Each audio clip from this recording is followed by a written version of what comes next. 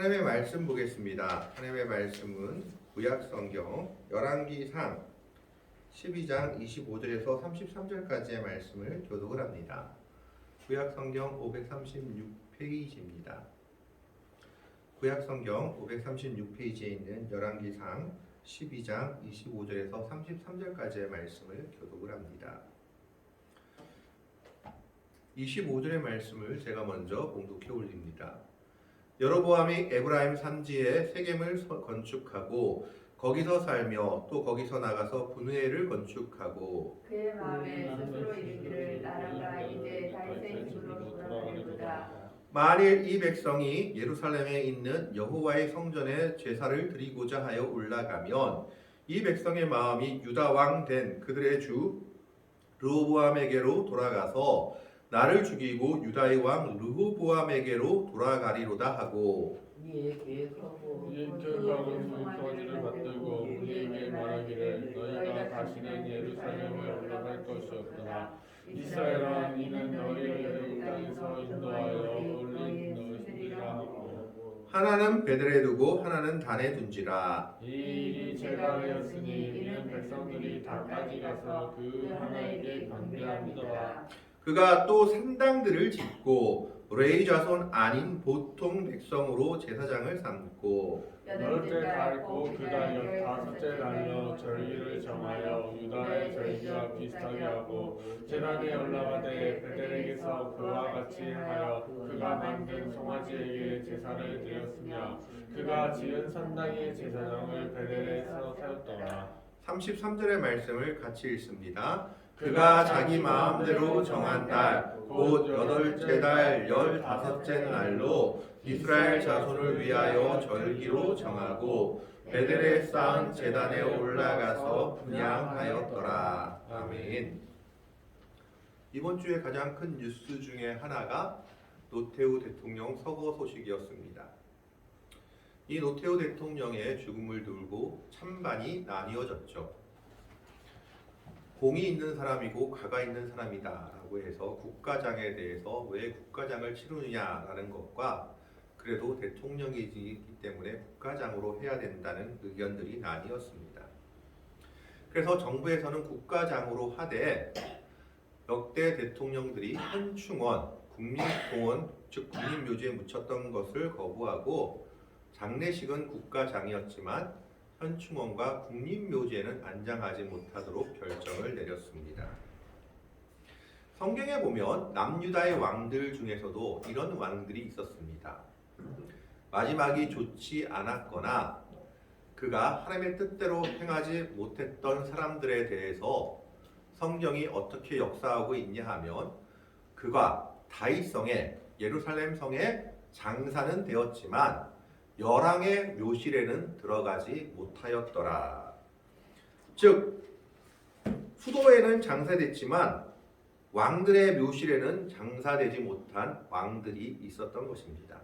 마지막이 좋지 못했거나 하나님의 뜻대로 살지 못했던 남유다 왕들은 그런 멸망을 맞게 되었습니다. 그리고 성경은 북이스라엘 왕들, 남유다의 왕들에 대해서 딱 두 가지로 설명을 합니다. 그것이 무엇이냐? 북이스라엘 왕들에 대해서는 한마디로 이렇게 이야기를 합니다. 여로보암의 길을 따라갔다. 그리고 남유다의 왕들에 대해서는 이렇게 얘기를 합니다. 다윗의 길을 따라갔다. 그리고 또 한 가지는 다윗의 길을 따라가지 아니하였다. 또 하나가 다윗의 길을 따라갔지만 아주 온전하지는 아니하였다라는 이야기를 합니다. 북이스라엘의 왕들은 선한 왕이 한 명도 없었습니다. 모두가 악한 왕들이었는데 그 왕들에 대해서 열왕기서나 성경에 무엇을 평가하고 있느냐? 어떻게 평가하고 있느냐? 여로보암의 길을 따라갔다. 저가 여로보암의 길을 따라가서 결국 악한 길에 이르렀다라고 말하고 있는 겁니다. 그것이 가장 잘 나타나 있는 성경이 열왕기상 16장입니다. 열왕기상 16장에 보면 북이스라엘의 4명의 왕들에 대해서 이야기를 하고 있는데 16장 7절에 보면 그가 여로보암의 집과 같이라고 해서 여로보암의 아들 나답이 왕위를 올랐는데 반역해서 왕위에 오른 바하사에 대해서 이렇게 얘기하고 있습니다. 19절 말씀에 보면 16장 19절에 7일 동안 모반을 해서 왕이 됐다가 7일 만에 스스로 목숨을 끊은 시므리에 대해서 그가 여로보암의 길로 행하며, 그리고 시므리와 대결해서 왕위를 찬탈한 오므리라는 군대 장관에 대해서 왕위에 오른 군대 장관에 대해서 26절에 이렇게 얘기합니다. 느밧의 아들 여로보암의 모든 길로 행하며, 그리고 오므리의 아들로서 우리가 너무나 잘 아는 가장 악한 왕이었던 아합 왕에 대해서는 31절에 이렇게 얘기합니다. 느밧의 아들 여로보암의 죄를 따라. 4명의 왕에 대해서 다 여로보암을 따라서 악한 길을 갔다라고 이야기하고 있습니다. 남유다의 왕들 중에서는 선한 왕들이 몇 명 나왔지만 북이스라엘 왕들은 선한 왕이 한 명도 없었습니다. 성경의 관점은 믿음의 관점이라는 것을 우리가 알아야 합니다. 성경을 볼 때는 남유다가 더 강한 나라처럼 우리는 생각을 합니다. 그러나 실상은 항상 북이스라엘이 더 강했습니다. 왜 그러냐 하면 북이스라엘은 10개의 지파가 있는 나라였고 남유다는 2개 지파가 있는 나라였습니다. 10부족하고 2부족, 어느 부족이 더 셀까요? 10부족이 있는 나라가 더 셀 수밖에 없지요. 그래서 항상 북이스라엘이 더 강했던 겁니다. 심지어 가장 악한 왕 중에 한 명으로 꼽히는 후반부의 여로보암 2세는 다윗의 영토를 거의 되찾았다라고 평가받을 정도로 영토를 확장했던 왕이기도 합니다. 하지만 북이스라엘의 왕조는 평안하지 않았습니다. 남유다가 다윗의 왕조를 따라 계속 왕위가 계승되었던 것에 비해 북이스라엘은 209년이라는 세월 동안 나라가 존속하는 동안 19명의 왕이 세워졌는데 왕조가 9번이나 바뀌었습니다. 이 말은 무슨 뜻이냐? 8번이나 반역을 해서 자기들의 왕조를 세웠다라는 겁니다. 이 19명의 왕들 중에 오므리 왕조, 그러니까 아합 왕가의 오므리 왕조, 그 다음에 이 아합 왕가를 심판한 예후 왕조를 제외하고서는 왕들의 재위 기간이 그렇게 길지 않았습니다. 대부분 2년 이내에 왕위에서 내려왔습니다. 다만 오므리 왕조, 예후 왕조 때 20년, 최고는 41년까지 다스린 왕들이 있었기 때문에 기간이 길어졌지, 북이스라엘 왕들은 항상 음모와 배신 속에 자신의 삶을 마감해야 했습니다.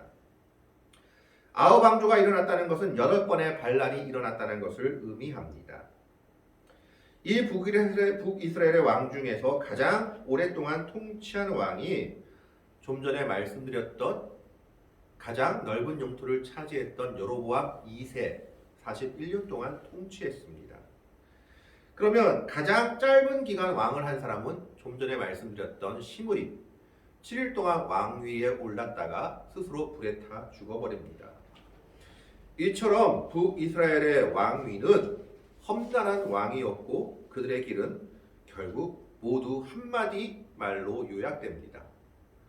그들은 모두 여로보암의 길을 따라갔다라는 겁니다. 그렇다면 도대체 여로보암의 길이라는 것은 어떤 길입니까? 여로보암의 죄는 무엇인지 지금부터 한번 살펴보고자 합니다. 그 여로보암의 길이라는 것이 오늘 본문에 그리고 그 다음 장인 13장에 가장 잘 나타나 있습니다.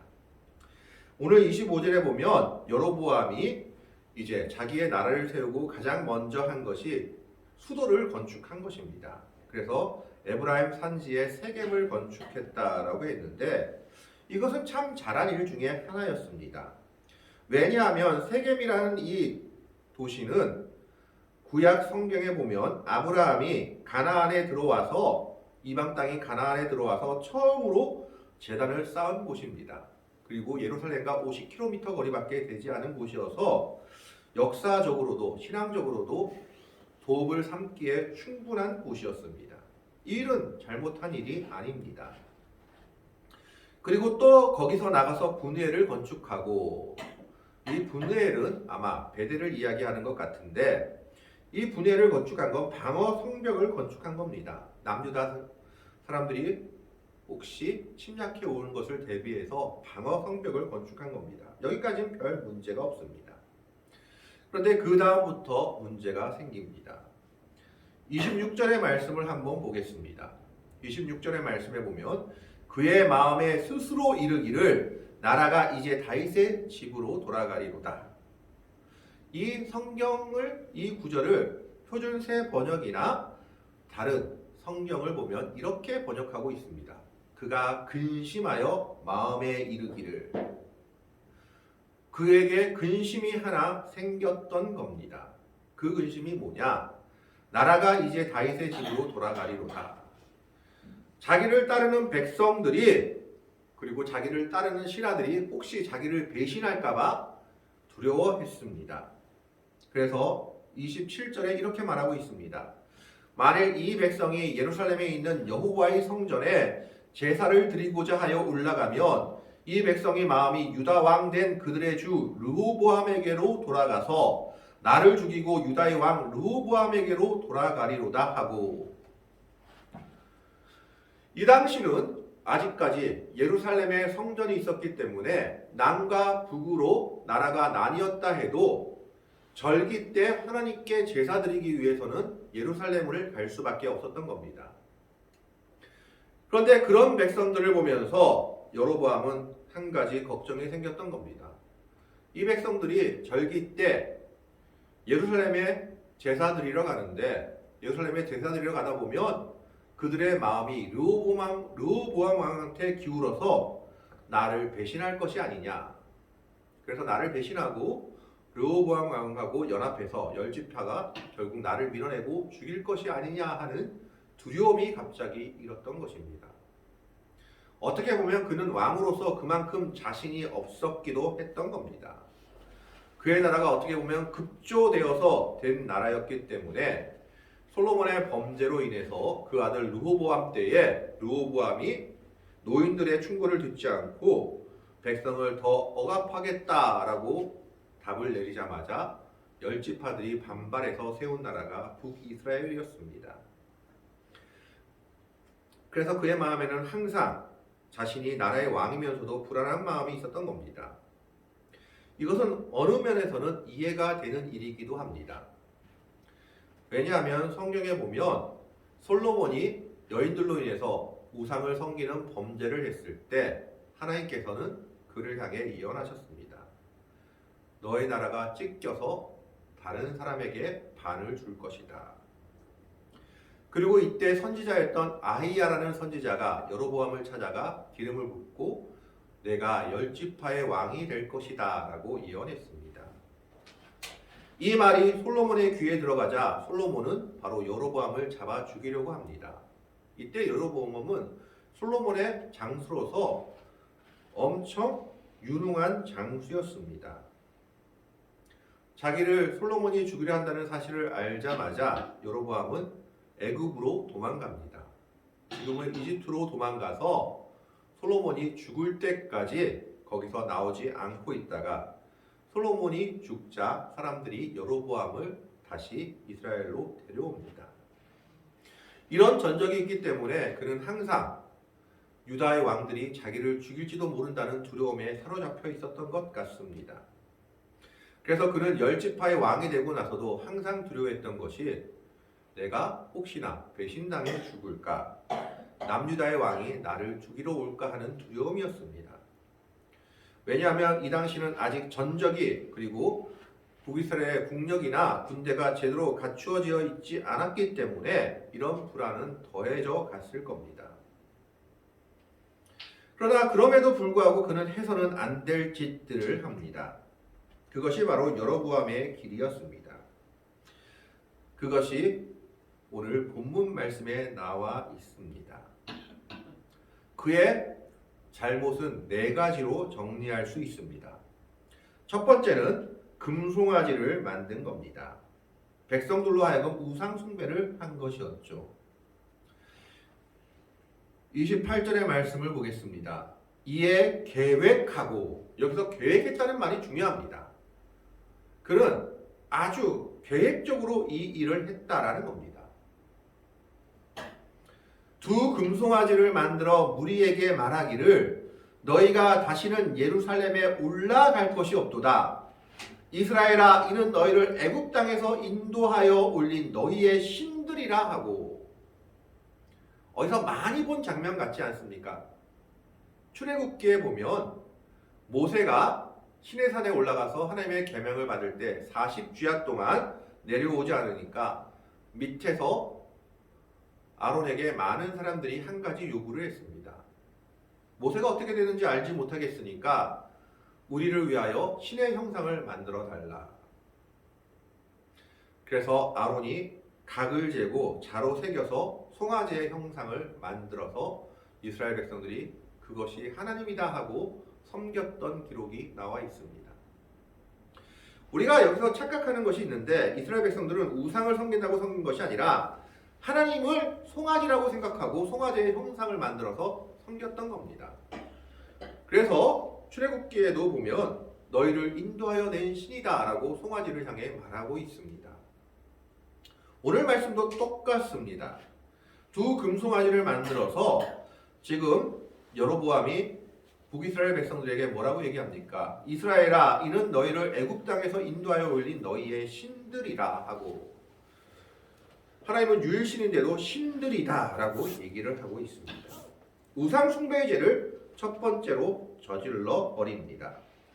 하나님은 우상 숭배를 절대 허락하신 적이 없습니다. 하나님은 자신에 대해서 어떤 형상도 만들지 말라고 명령하셨습니다.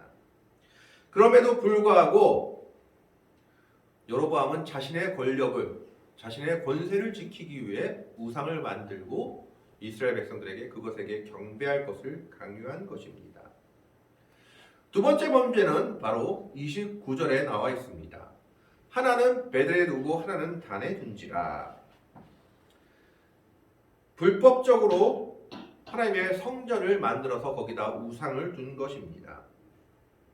하나님께서는 한 곳에서 예배를 드리라고 명령하셨습니다. 성전이 있는 곳이 예배의 중심, 제사의 중심이 되어야 합니다. 신명기 12장 5절에 보면 성막에서 제사 드릴 것을 말하는 것이 나옵니다. 신명기 12장 5절에 오직 너희의 하나님 여호와께서 자기의 이름을 두시려고 너희의 모든 지파 중에서 택하신 곳인 그 계실 곳으로 찾아 나아가서, 즉 모든 제사와 예배는 성막을 통해서 드려야 된다라는 겁니다.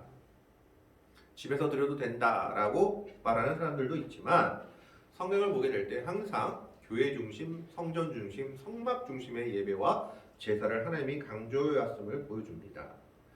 그런데 하나님의 명령을 받지도 않고 불법적으로 단과 베델에 성전을 만들고 거기에 우상인 송아지까지 두어서 이것이 하나님이다, 그것을 섬겨라, 너희가 예루살렘에 갈 것이 없다라고 말하고 있습니다. 그런데 문제는 더 큰 문제가 하나 생기고 있습니다. 혹시 왕이 이렇게 할지라도 정말 믿음을 가진 백성들이라면 왕이여 우리는 그걸 하지 않겠습니다 라고 하면 되는데 편리하거든요. 예루살렘까지 가지 않아도 되니까 그들이 왕의 말에 순종합니다. 30절의 말씀에 보면 이 일이 죄가 되었으니 이는 백성들이 단까지 가서 그 하나에게 경배함이었더라. 굳이 국경을 넘어서 예루살렘까지 가지 않아도 절기를 지킨다고 생각해서 단과 베델, 단은 최고 북쪽입니다. 베델은 국경에 있는 곳입니다. 그곳에서 예배드리고 있는 겁니다. 참된 예배를 버려버리고 가짜 예배를 드리며 그들 스스로 만족하고 있는 겁니다. 자신들의 편리를 따라, 이익을 따라 하나님의 예배를 변질시키고 있는 겁니다. 오늘 우리도 이런 모습들이 얼마나 많이 있을지 한번 돌아봐야 할 것입니다. 우리의 편리를 따라, 이익을 따라 예배가 변질됐다면 오늘 여로보암이 금송아지를 두고 단과 베델에 여기서 예배드리라고 하는 모습과 다름없다라는 겁니다. 백성들이 다 이것을 거부했다면 이 일은 성공하지 못했을 겁니다. 그런데 백성들도 이 일에 따랐습니다. 편리하고 자기들에게 좋았기 때문입니다. 그래서 그들은 참된 예루살렘 성전 예배를 거부하고 단과 베델에서 자신들 마음대로 금송아지를 숭배하며 예배드리며 내가 하나님을 섬긴다라고 말하고 있는 겁니다. 또 한 가지 세 번째 범죄가 무엇이냐? 31절의 말씀을 봅니다. 31절에 그가 또 산당들을 짓고, 하나님은 산당 예배를 별로 허락하지 않으셨습니다. 산당들은 뭐냐면 지역마다 지역에서 그냥 제사드리라고 지어놓은 곳입니다. 그런데 이거보다 더 큰 죄가 레위 자손 아닌 보통 백성으로 제사장을 삼고, 하나님의 명령에 의하면 제사장들은 레위 자손 중에서 아론의 자손들만 제사장이 될 수 있었습니다. 그런데 레위 자손 아닌 보통 백성으로 제사장을 삼았다라는 것은 두 가지 측면을 이야기해 볼 수 있습니다. 제사장을 삼은 아론의 자손들 레위 사람들이 북이스라엘에 별로 없었다라는 겁니다. 분명히 하나님께서는 북이스라엘에 레위 자손들이 거할 성읍 48성읍 중에 북이스라엘에도 많이 있었습니다. 그리고 6개 도피성 중에 3개는 북이스라엘에 있는 성들이었습니다. 그럼에도 불구하고 왜 레위 자손이 없었을까? 이것은 우리가 유추해 볼 수 있습니다. 율법에 정통했고 하나님의 법에 전통했던 레위 사람들은 아마 왕의 명령에 반발했을 겁니다. 그래서 성경을 봐도 많은 수의 사람들이 남유다로 내려간 것을 보게 됩니다. 그래서 이 당시 남아있던 레위 사람들이 북이스라엘은 별로 없었던 겁니다. 신앙을 찾아 남유다로 가는 사람들이 대부분이었기 때문에 제사장을 삼을 레위 사람들이 없으니까 아무 사람이나 제사장으로 삼았던 겁니다. 자기의 이익을 위해서, 자기의 유익을 위해서. 하나님의 말씀은 그의 안중에 없었던 겁니다. 하나님께서 그를 왕으로 세우셨지만 그는 하나님보다 자신의 권력, 명예, 권세가 더 소중했던 겁니다. 그래서 모든 하나님의 명령들을, 하나님의 말씀들을 짓밟기 시작합니다. 이것이 그의 세 번째 잘못이었습니다. 네 번째 잘못은 32절에 나와 있습니다. 8째 달 곧 그 달 15째 날로 정기를 정하여 유다의 절기와 비슷하게 하고 제단에 올라가되 베델에서 그가 같이 행하여 그가 만든 송아지에게 제사를 드렸으며 그가 지은 산당의 제사장을 베델에서 세웠더라. 자, 가짜 하나님을 만들었고 가짜 성전을 만들었고 가짜 제사장까지 만들었습니다. 그러면 이제 무엇을 만들어야 됩니까? 가짜 절기를 만들어야 되죠. 그래서 이 절기는 지금 초막절을 이야기합니다. 원래 초막절은 유다의 달력으로 7월 15일이 초막절입니다. 초막절은 추수한 것을 기념하는 절기입니다. 우리의 추수감사절과 비슷하죠. 그런데 7월 15일로 정하면 안 되기 때문에 한 달 뒤인 8월 15일, 즉 8째 달 8월 15일을 북이스라엘의 초막절로 정한 겁니다. 왜요? 이스라엘과 남유다가 똑같이 하면 안 되니까 절기마저도 바꿔버립니다. 최대한 양보를 해서 우리가 여로보암의 편을 들어서 한번 생각해 보자면 북이스라엘은 북쪽에 있기 때문에 추수가 좀 더 늦어졌기 때문에 한 달 뒤로 옮겼을 수도 있다라고 생각할 수도 있습니다. 그러나 그럼에도 불구하고 하나님께서 명령하신 절기를 자기 마음대로 바꾸었다는 것은 도저히 용서받을 수 없는 일이었던 겁니다. 그래서 자기 마음대로 정한 그 절기에 어떻게 했느냐? 33절에 그가 자기 마음대로 정한 달 곧 8째 달 15째 날로 이스라엘 자손을 위하여 절기로 정하고 베델에 쌓은 제단에 올라가서 분향하였더라. 베델에서 누구한테 분향했습니까? 금송아지한테. 자, 이게 하나님을 섬기는 겁니까? 섬기지 않는 겁니까? 이건 하나님을 섬기지 않는 거고 우상을 숭배하는 일입니다. 그럼에도 불구하고 그는 이것이 하나님을 섬기는 길이다라고 백성들에게 말했고, 어리석은 백성들은 편리하고 좋으니까 그 길을 따라서 같이 우상 숭배의 길로 따랐던 겁니다. 결국 여로보암의 길이라는 것은 무슨 길입니까? 하나님을 버리고 하나님의 뜻을 저버리고 하나님의 의를 버리고 오로지 세상적인 권세, 명예, 야욕을 위해서 사는 삶의 모습입니다. 이것을 위해서는 어떤 범죄도 마다하지 않는 모습이 여로보암의 길이었던 겁니다. 그래서 그 길을 따라갔던 모든 왕들의 마지막은 순탄하지 않았습니다. 북이스라엘 왕들의 멸망은 아주 참혹했던 것을 보게 됩니다. 우리가 아합의 멸망을 보지 않습니까? 걔들이 그 피를 핥아 먹는 그런 멸망을 맞게 되었죠. 22년 동안이나 왕위에 올랐지만 그의 마지막은 결코 순탄하지 않았습니다. 그러면 남유다의 왕들에게 적용된 다윗의 길이라는 것은 무엇일까요? 하나님 뜻대로 아주 잘 사는 길이었을까요? 그건 아니었을 겁니다. 다윗은 죄를 많이 지었던 사람 중에 한 명입니다. 그럼에도 불구하고 다윗이 하나님의 마음에 합한 자가 된 것은 한 가지 이유였습니다. 그는 자기의 죄를 인정하였고 죄를 지은 데에는 철저하게 회개하는 모습이 있었기 때문입니다. 밧세바의 범죄 이후에 나단 선지자가 그를 책망했을 때 아이를 위해서 자신의 범죄 때문에 일주일간 금식하며 왕이 눈물 흘리며 회개하는 모습이 성경에 기록되어 있습니다. 이것이 바로 다윗의 길이었던 겁니다. 하나님의 뜻대로 살려고 하다가 범죄했을 때는 그 범죄의 모습에 대해 철저히 회개하는 모습, 이것이 다윗의 길이었던 겁니다. 그러면 여로보암의 길은 무슨 길일까요?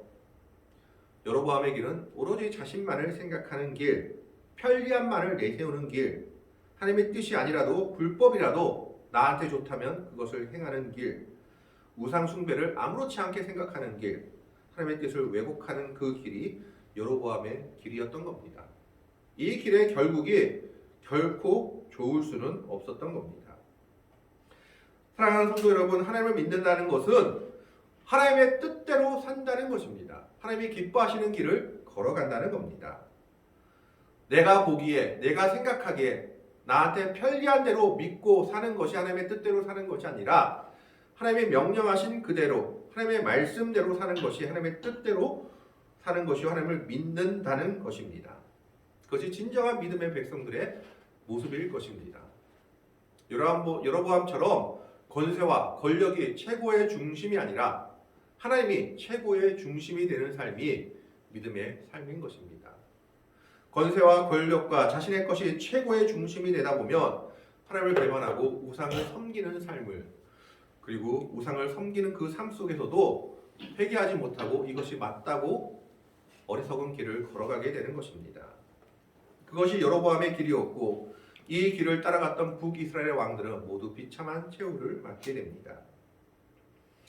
오늘 우리는 이 여로보암의 길이 무엇인지 다시 한번 생각하면서 정말 우리 모두가 여로보암의 길을 걷는 사람들이 아니라 다윗과 같이 하나님의 마음에 합한 자가 되어 하나님의 뜻을 추구하며 하나님의 뜻에 순종하며 하나님께서 기뻐하시는 길을 걸어갈 수 있는 복된 성도들이 될 수 있기를, 진정한 믿음의 백성들의 삶을 살 수 있는 복되고 아름다운 성도들이 될 수 있기를 주님의 이름으로 간절히 축원합니다.